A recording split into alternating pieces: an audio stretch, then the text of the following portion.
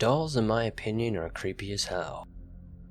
I would hear old tales from my grandparents telling me how dolls were originally used to hold souls of past children, and that is why they were hollow. Now, this could just be an old tale to scare little kids, but to me it has stuck with me for my whole life. Since then, I've had a few creepy encounters with dolls.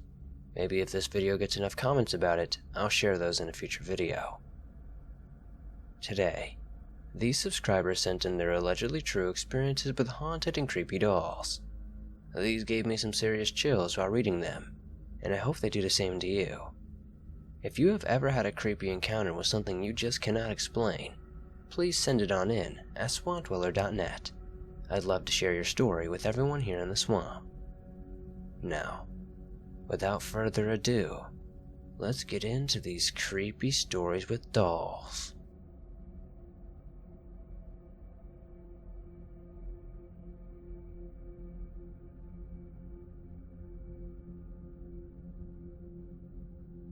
One of my hobbies is collecting and customizing ball-jointed dolls. It's kind of a snobby community, so I stick to myself. Though, my dolls creep out others, but I've never had any paranormal issues with them.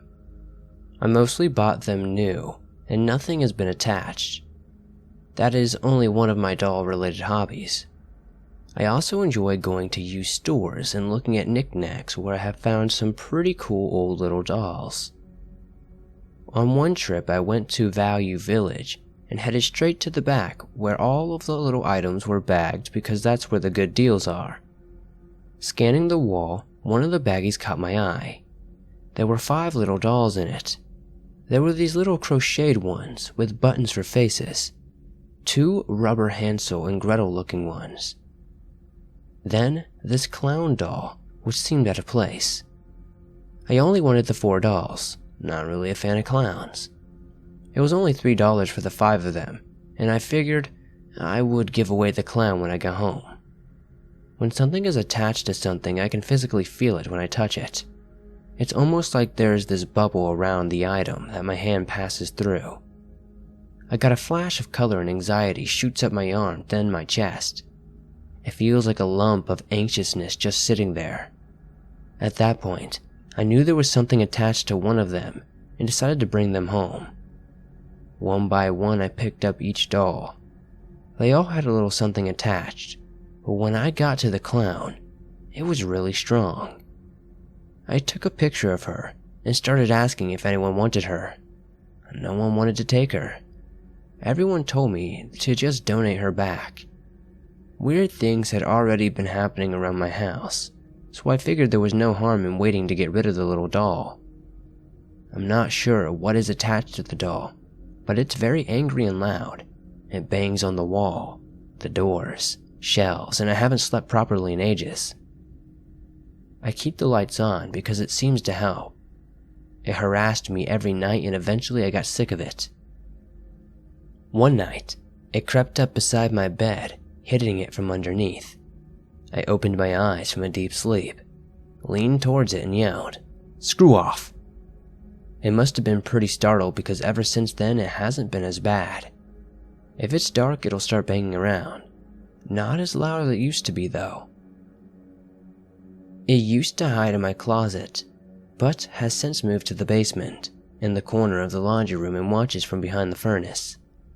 People have told me to get rid of it, but as long as it's behaving, I honestly don't mind it being here. I ignored it for a while, but maybe it's time to communicate and see what it wants.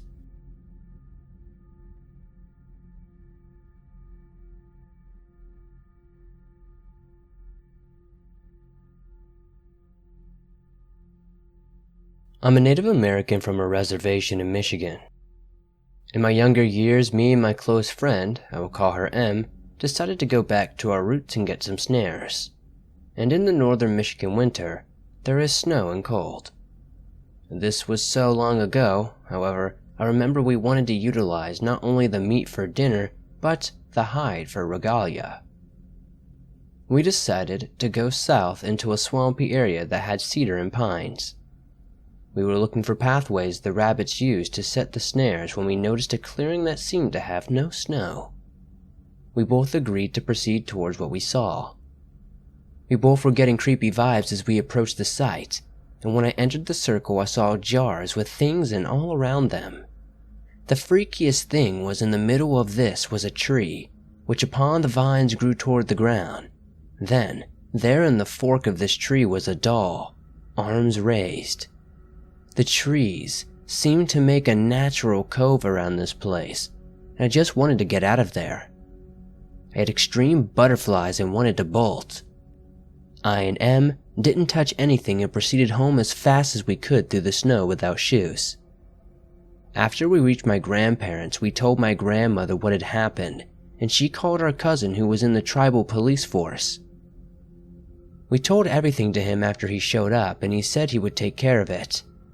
I tried to forget about it, and after he retired from the force, I decided to ask what had happened, and if he indeed saw what I and M saw. All he mentioned was he did indeed see what we had described, also that they emptied the jars and dismantled the site.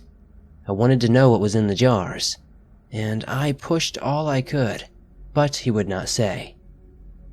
I don't remember or leave it be is all he would tell me.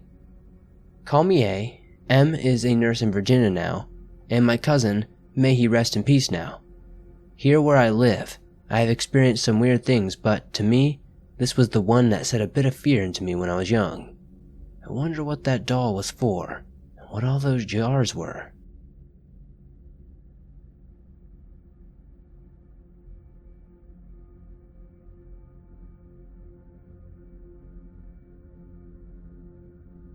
When I was 10, my parents had bought me a Furby for my birthday.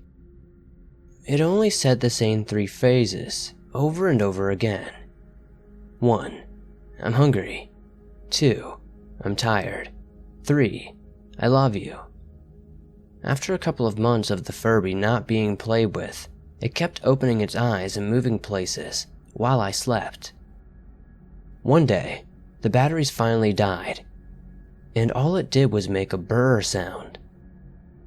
After taking out the batteries, it continued to make noises, so I ran a bath and tossed the Furby in it to try to shut it up.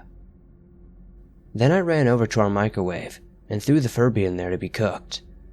As it was being melted, its eyes and mouth flew open as if it was in shock at what I had just did.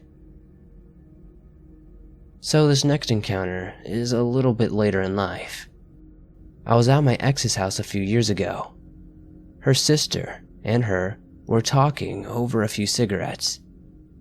When I walk out, her nephew's Furby he had on the table opened its eyes and started talking about a dark island, and the Furbies lived there in fear of what hid in the dark trying to eat them.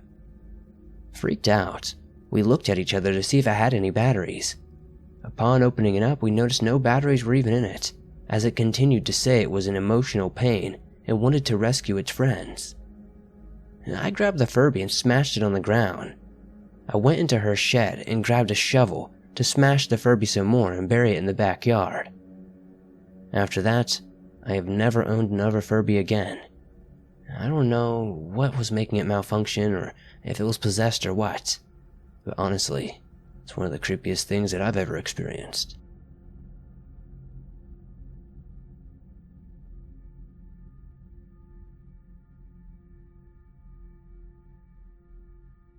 The story I'm about to relay happened about 15 years ago when I was 6, so some of the details might have slipped through the cracks.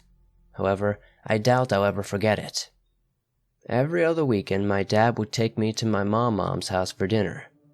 She was a headstrong Italian that took a lot of pride in cooking for her family.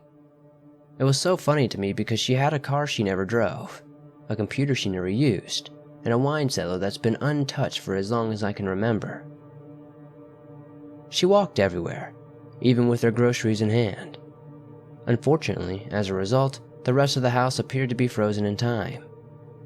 It looked like it was stuck in the 70s, collecting dust in the areas she didn't feel that needed to be gone in. Some of the wallpaper was starting to peel, and the bedrooms of her kids were starting to smell musty. Don't get me wrong, my mom was a fantastic woman and was far more active than most women at her age, but the house was too big for her, so it was impossible for her to take care of each corner. My cousins and I used to explore the little nooks and crannies that she had forgotten about. During one of our little excursions into the cellar, my cousin Georgia pulled out a Ouija board from a pile of old magazines and newspapers. I didn't have the foggiest clue what it was, so when my cousins Georgia, Annie, and Jonathan all told me I would be able to speak to ghosts with it, I was floored. It sounded scary, but it also sounded too cool to pass up. Georgia decided to perform the seance in the creepiest room of the house, the doll room.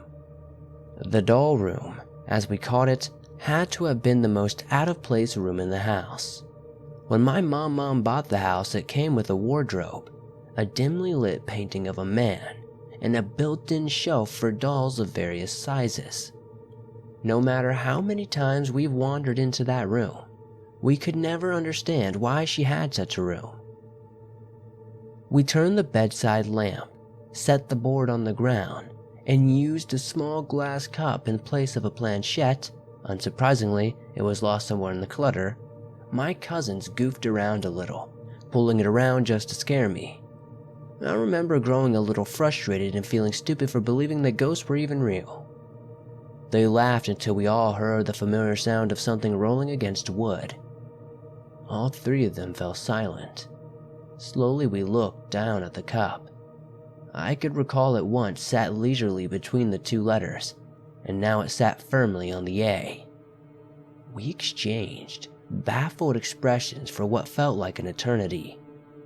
I placed my hand on the glass, waiting for something to happen. Just when I was beginning to think it was somebody's foot knocking the glass around, I felt it jerking slightly to the right. I decided to push it in that general direction, thinking that something was trying to egg me on. My cousin started to snicker, thinking I was just pulling their legs. To this day, I argue with myself on whether it was just the power of suggestion or if something was really trying to contact me from the other side. I took my hand off the glass when we reached the letter L. Owl. We waited until we were content there wasn't going to be anything else following those two letters. Out of morbid curiosity, we asked Al how he died. My cousins placed their fingers back on the cup. Because they did, I'm not sure if they were just messing with me or if it was real. The word followed was fire. I remember Georgia nervously laughing and saying, "Okay, Al that died in the fire, do you want to talk to us?" The lamp flickered almost a greenish glow for a split second, lighting the room as a lightning bolt would have. We were frozen in our spots. This could have just been a fluke. The house was ancient, and it wasn't like Mom was a master technician. Maybe the bulb was dying. Suddenly, Jonathan yelped, smacking his arm as if swatting at a mosquito. He insisted something shocked him. At that point, we decided to call quits. We put the Ouija board back where we found it. Since there was news articles littered throughout the cellar, my cousins thought it would be a good idea to play detective to see if anything was there about a fire. After a few minutes, we grew bored of searching and ran back upstairs to tell the adults what we had found. Some of the adults glanced at each other with mock surprise and patronizing glances. My dad and uncle, however, seemed genuinely curious. On the road home, my dad told me an interesting tale. Without a hint of his typical humor or goofiness, he told me about when he was about 12 years old, living in Mom's house with his brother and sisters. He recalled it was a hot summer night, so everyone, save for his sisters, had their doors open to help maintain air circulation. His sisters always kept their bedroom door shut because it was fairly noisy, and sometimes would slam it shut if a sudden draft would reach in. He laid on top of his blankets, watching the ceiling fan go around when his peripherals caught something move in his doorway. When he looked, he noticed a silhouette of someone peering around at his height, glancing in his room before making it down the hallway. At first, he thought it was his brother, since the silhouette was coming from the opposite direction of the bathroom. My dad thought he could bust his big brother for being out of bed. He slinked into the hallway and saw the figure dart around the corner towards his sister's shared bedroom. From there, his brother wouldn't be able to hide. He turned the corner only to be met with his sister's bedroom door. That was the first time he claimed that all the hairs on the back of his neck stood up, and he suddenly felt very vulnerable. He turned around towards his brother's room and saw him sleeping right on top of his blankets. My dad didn't get any sleep that night. Up until that point, he never believed in ghosts. I'd be skeptical of his story if it wasn't for the fact that I could still hear the shock in his voice. My dad told me that the Ouija board could have been my cousins trying to scare me, but he also said he wouldn't doubt for a second if something was really trying to contact us.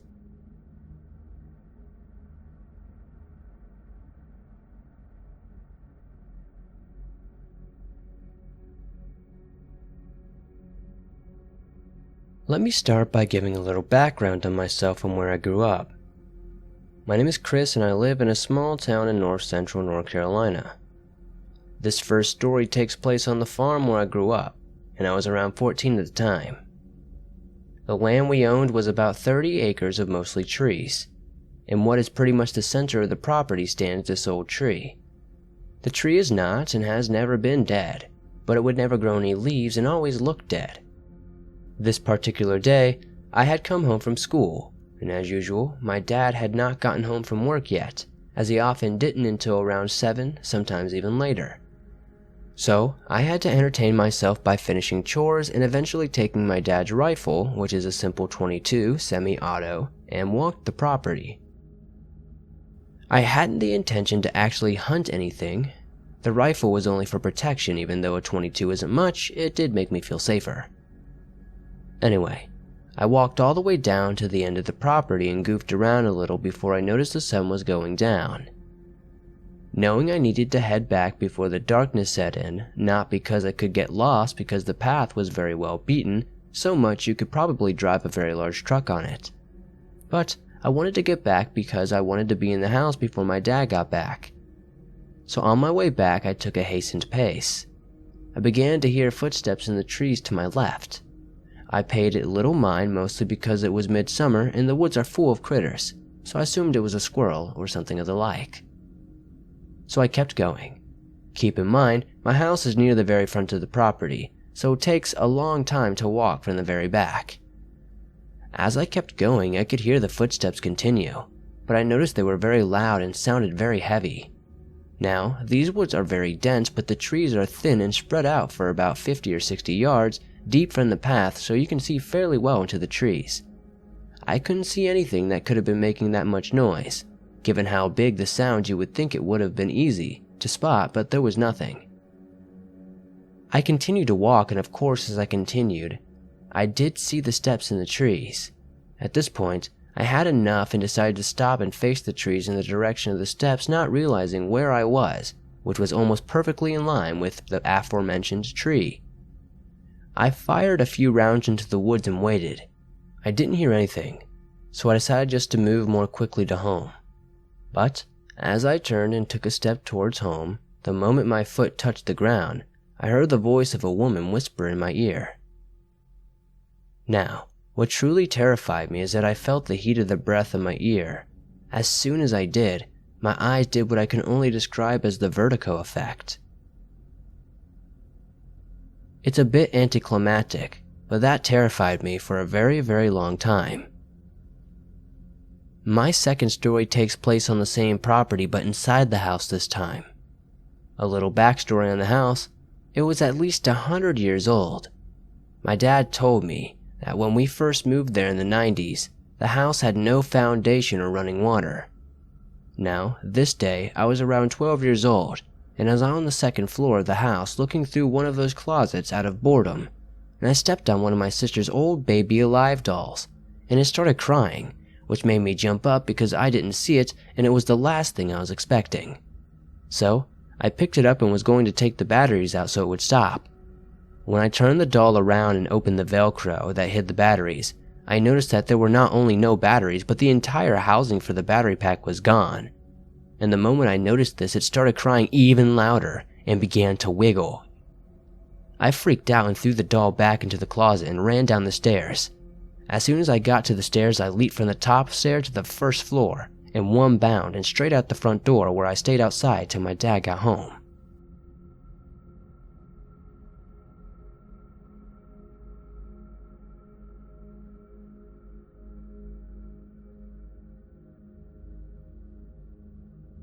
This story takes place in South Carolina, at Fort Jackson. When I went to basic training, it was as I expected it to be. Drill sergeants yelling and smoking you on a daily basis. However, there was one drill sergeant who seemed to be a bit off compared to the rest of them.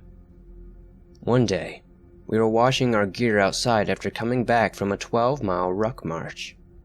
The drill comes outside carrying what seemed to be a baby, except that it wasn't. It was a doll, pale and in a black suit. She kept rocking it in her arms and giving us death stares. She would even talk to it. Fast forward to a week later, we were getting smoked for someone dropping their ride. I mean, running around our barracks in endless circles. When we were done, we formed up, and well, let's just say that we have a mannequin, and which we use as punishment to carry around. It weighs around 180 pounds and is definitely a burden. So when my battle buddy and I were at our barracks, we looked up, and we see the mannequin looking out the window, staring at us and moving its shoulders, which is just impossible. Keep in mind that we didn't even leave it near the window or anything. To make things worse, there was no one inside. Everyone was outside. Now that I think about it, there might be a connection between the drill sergeant's doll and that mannequin. I don't know. It was definitely creepy, and I've never experienced anything remotely similar to it since.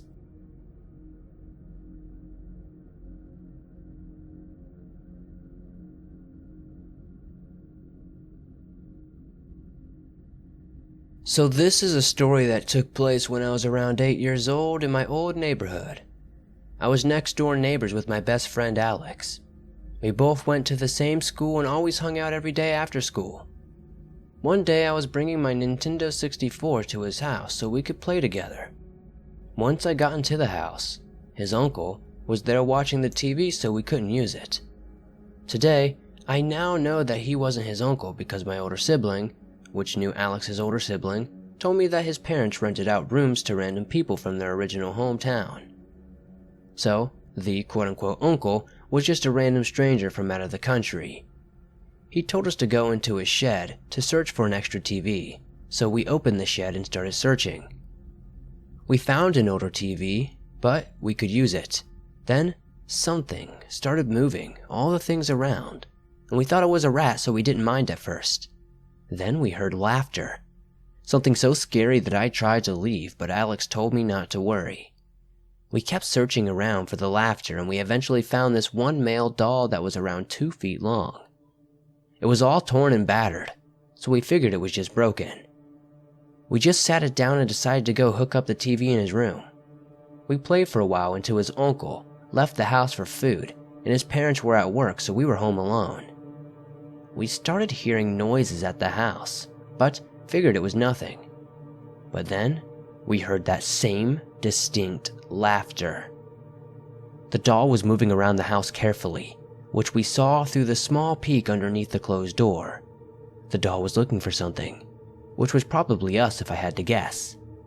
We were both freaking out, but we knew we had to get away from the house. We opened the window and jumped out and ran towards my house. The doll managed to somehow look at us as we were running away, through the window and just laugh. We stayed at my house all afternoon until his parents came home. Ever since that day, I have always experienced weird things in my friend's house, like having YouTube videos end abruptly and start playing other random things like clown videos, which I think it is a cereal commercial from the 70s. I ignored all these weird signs for the rest of my childhood, and recently we have met up for the first time in a long time.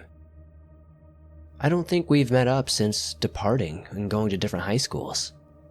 Somehow, the topic of weird things was brought up and I asked if he remembered all those things. He did remember.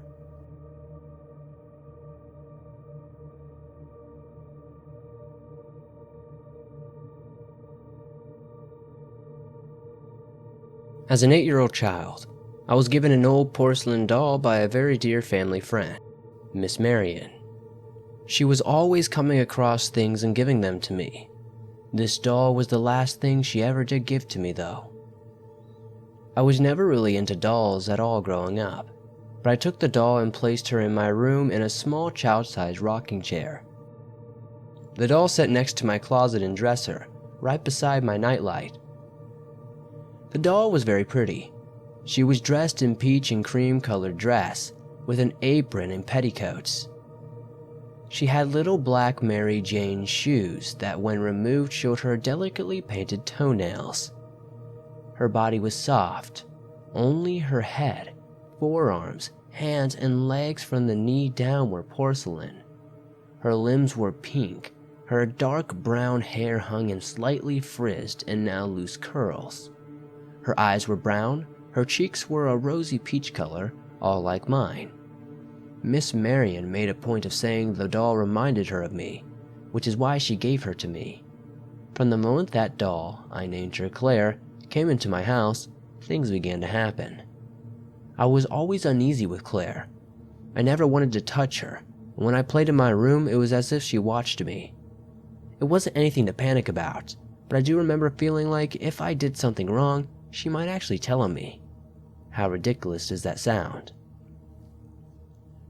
The first real occurrence I remember was when I was reading in my room, ghost stories if you can believe that, when a musical carousel horse that sat on my dresser began to play. Not just a couple of notes, like an old mechanical music box will do at times, but like someone just wound it up fully and let it go. I sat stunned and stared at the little horse, and it moved up and down in time with the music. Then, it just stopped. Not wound down or anything, but just suddenly stopped. I was a pretty brave kid. I didn't run and I didn't tell my mom.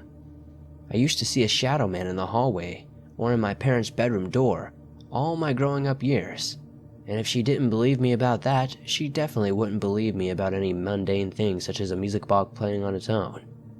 So I just let it go. The next thing that happened was the voice. For several nights and into these years, I was awoken by what sounded like a woman inches from my face shouting my name. I jump and sit up and find my room empty. Those happenings died down after a few months though. She then started to plague my little brother with the same thing, and now that he and I are grown up and gone, she's moved on to my dad. The little thing started to get to me.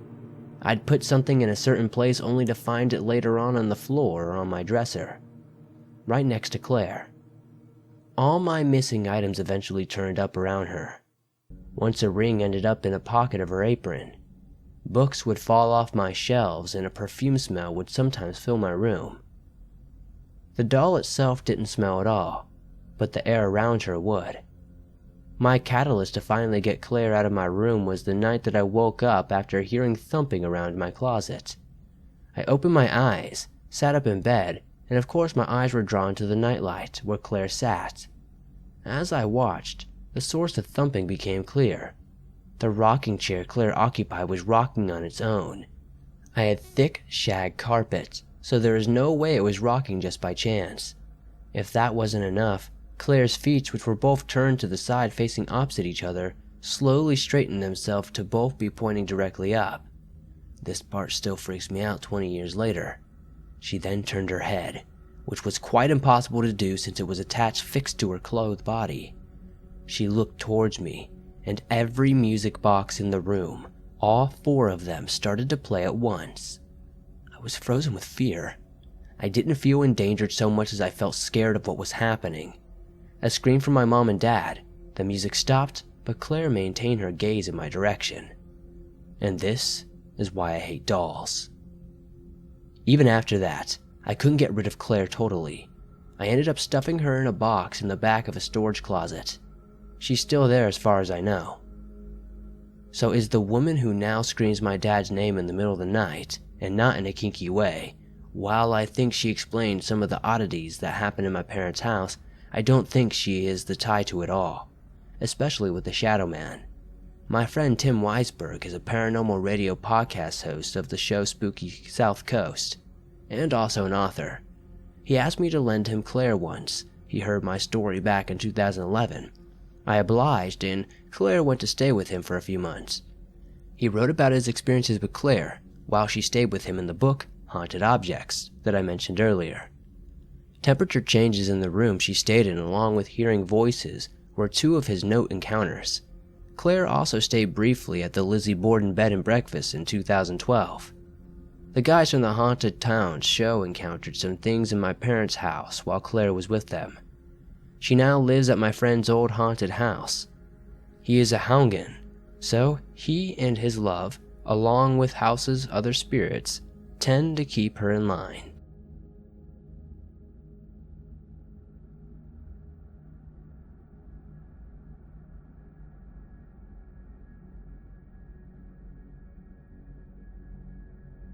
My daughter has several old porcelain dolls.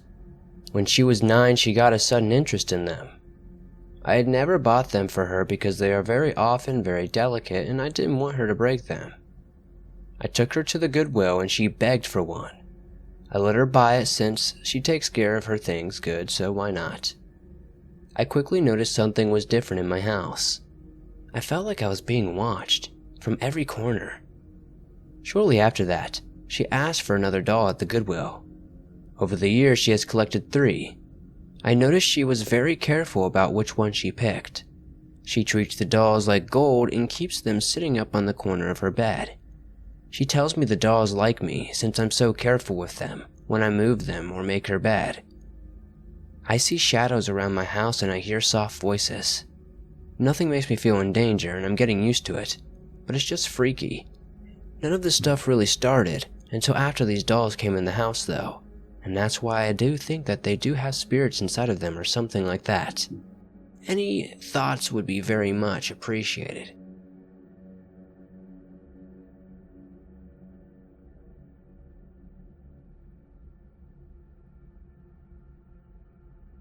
I know this is really weird, but I've always been obsessed with the idea of having a haunted item. So I went on eBay and did a very thorough search on trusted sellers and stores where I could buy haunted items. I eventually settled on my doll Evelyn, because the seller stated that the vessel was inhabited by the spirit, Evelyn, who died at 17 and had hopes of going to college and being a teacher. I felt a connection to her, because I am currently a senior at university and about to start working as an English teacher. I hope to read to Evelyn often and ask her advice for my lesson plans. I even am interested about giving her a place in the classroom to sit so she can still achieve her dreams. So after the first day and night with Evelyn, I only have a couple out of ordinary things to report. First, my cat won't stop rubbing against the doll or sniffing it. And second, I fell asleep last night with my TV on watching South Park on Hulu, which means my DVD player was on too. I woke up at about 1 a.m. to both of those things being shut off. Now I know there's probably a logical explanation for that, but I'm just hoping it's her. On my second day and night, nothing happened last night that I know of, but I woke up at 2 a.m. for no reason, but that's becoming typical for me anyway. But today, as I was getting ready for class, I turned on a paranormal story time on YouTube, and right after, my door that had been shut opened by itself about a quarter of the way. My cat and I both shot our heads up to the door when it happened. When I know, I will probably sound dumb for this, but I used the Ghost Radar app and it said there was an entity right in the direction where my door is. Now, this doesn't prove Evelyn is a haunted doll, but I do think there's something off about her.